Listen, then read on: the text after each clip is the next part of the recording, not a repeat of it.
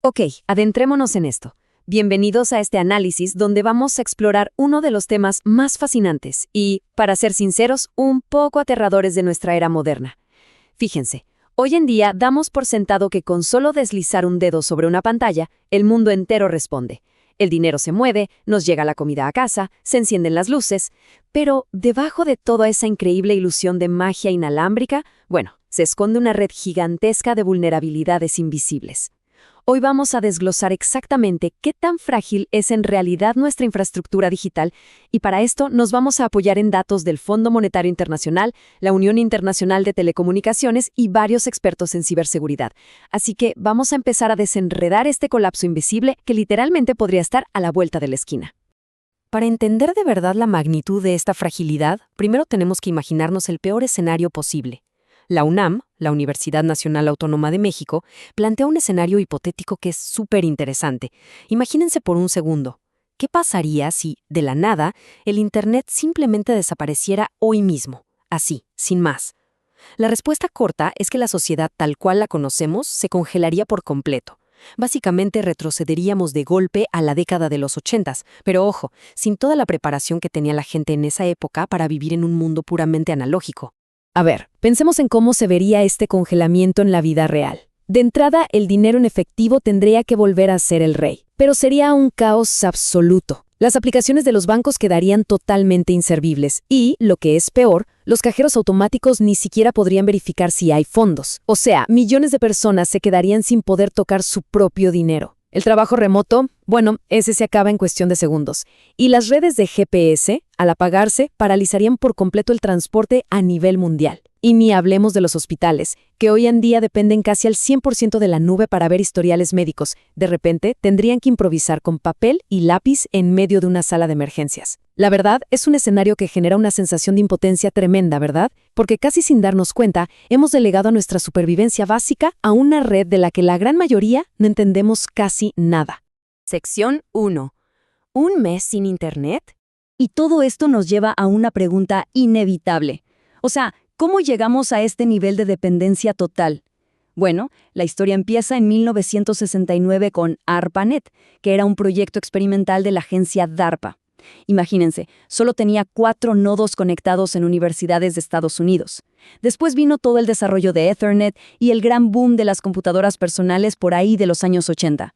Pero, y este es el detalle clave, los arquitectos originales de esta red jamás de los jamases anticiparon la escala monstruosa que tendría para el año 2026.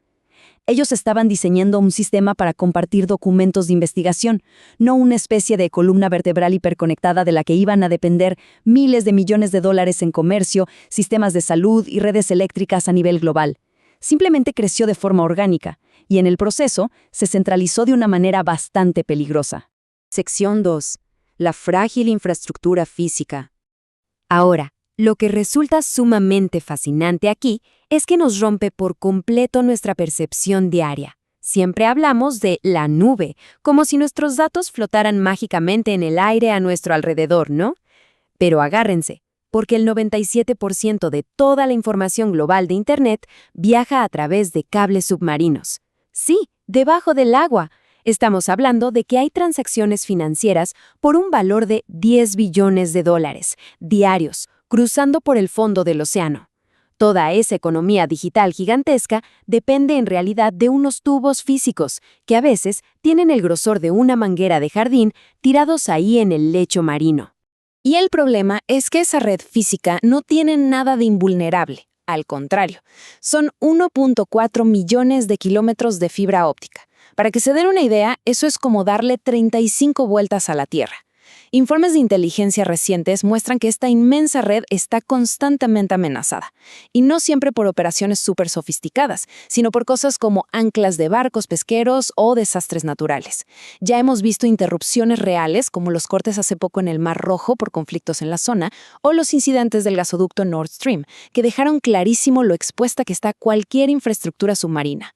Si a eso le sumamos las tensiones geopolíticas entre potencias globales que buscan proteger y controlar sus propias rutas de datos, el panorama es complejo.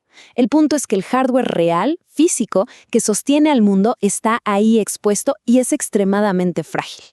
Sección 3. El riesgo de la IA. Pero, a ver, la amenaza no viene solamente del fondo del mar, también está creciendo desde adentro de nuestro propio ecosistema digital.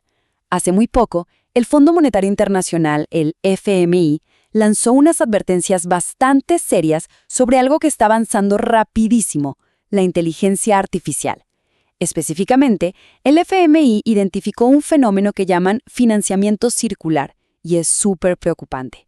Para ponerlo en términos sencillos, imaginen un ecosistema donde las mismísimas empresas que desarrollan la IA son a la vez los clientes que compran esos servicios, los inversores que ponen el capital y los financistas que se prestan dinero entre ellos. Todo queda en familia, por así decirlo. Esto crea una estructura financiera súper opaca. Y el peligro gigante aquí es que, si una sola de estas piezas sufre un golpe económico, el contagio no sería de a poquito, sería un colapso en cadena propagándose como un virus por todo el sector tecnológico. Y para entender realmente la gravedad de esto, solo hay que mirar cómo está concentrado el mercado.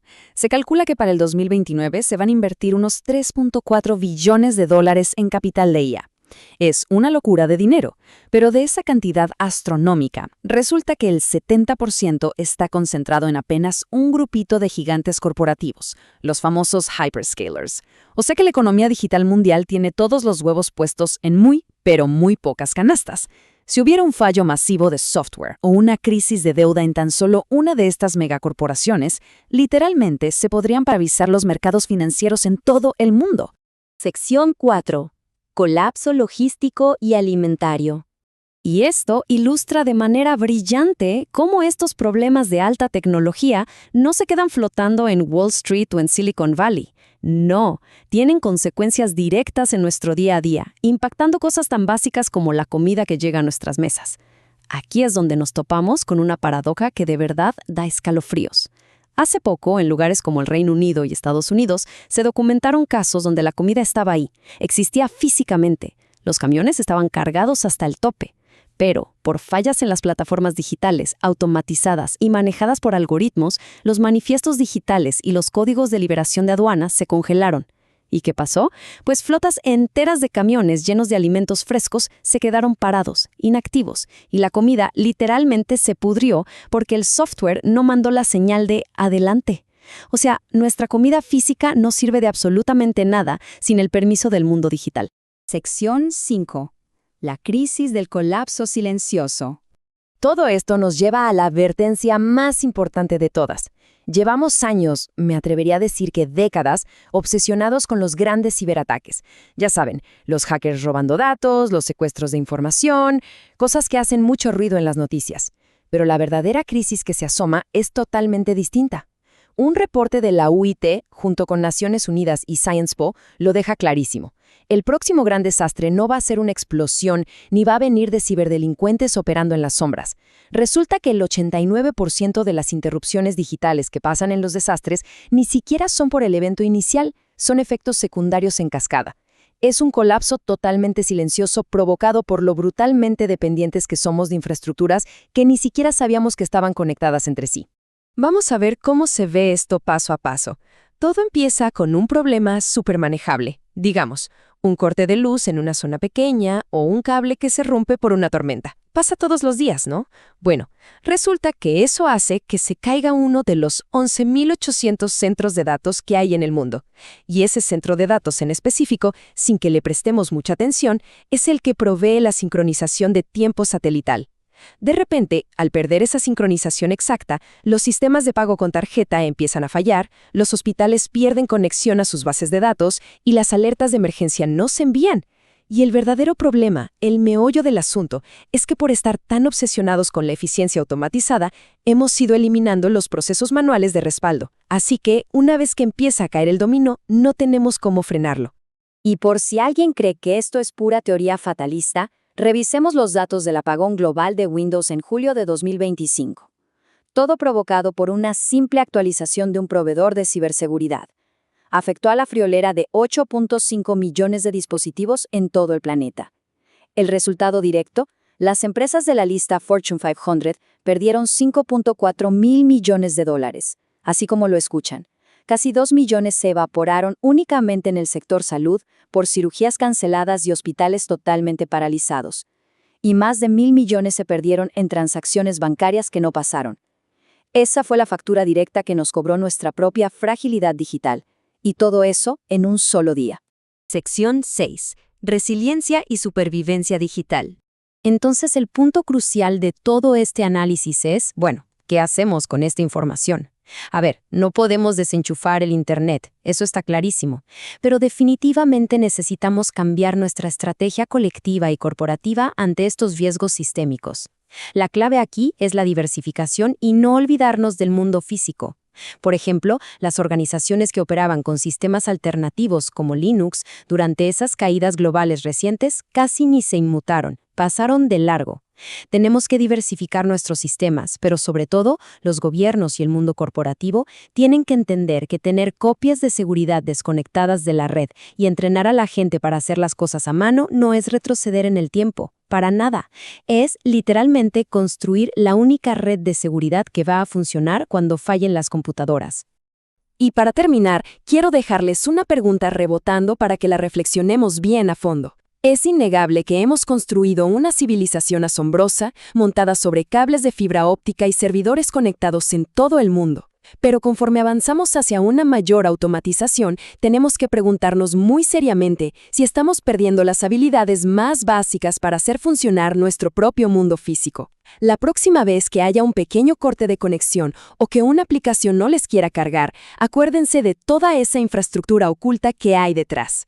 La verdadera resiliencia no es solo pagar un buen antivirus, es saber exactamente cómo seguir adelante el día en que la tecnología, inevitablemente, decida tomarse un descanso. Muchas gracias por acompañarnos en este análisis y hasta la próxima.